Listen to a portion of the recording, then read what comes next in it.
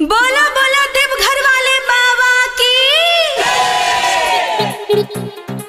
मन मिलता है मन मिलता है मुन्नारा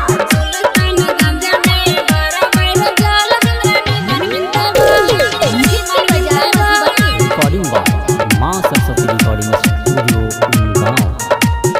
हे गे कोना के आई बेर जइबे देव घर गे, कतस छौरी भरबे तू जल गे,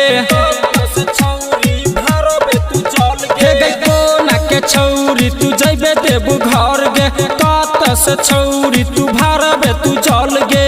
सुल्तानगंज में भरा बैठे जाल हमरा निमन मिलता है। अच्छा भोला बाबा के ढारा बैठे जाल हमरा निमन मिलता है। हाँ हाँ सुल्तानगंज में भरा बैठे जाल हमरा निमन मिलता है। सुनर छरा मुन्नारा बोलिए शंकर भगवान की।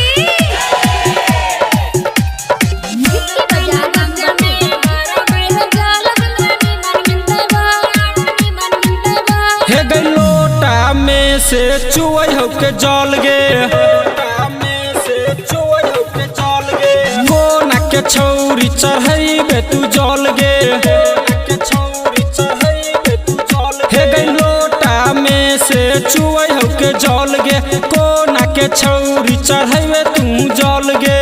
सुल्तानगंज में भरा बैठे जाल हमरा निमन मिलता है। अच्छा भोला बाबा के ढारा बैठे जाल हमरा निमन मिलता है।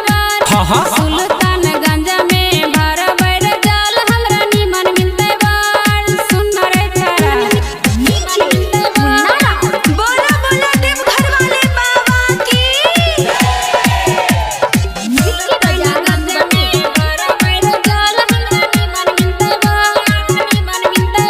हे गे राइटर राजेश के बना ले लभर गे, हर साल लॉज तो तोरा देबू घर गे, बीने अकेला के बना ले लभर गे, हर साल लॉज तो तोरा देबू घर गे। सुल्तानगंज में भरा बैठे जाल हमरा निमन मिलता है। अच्छा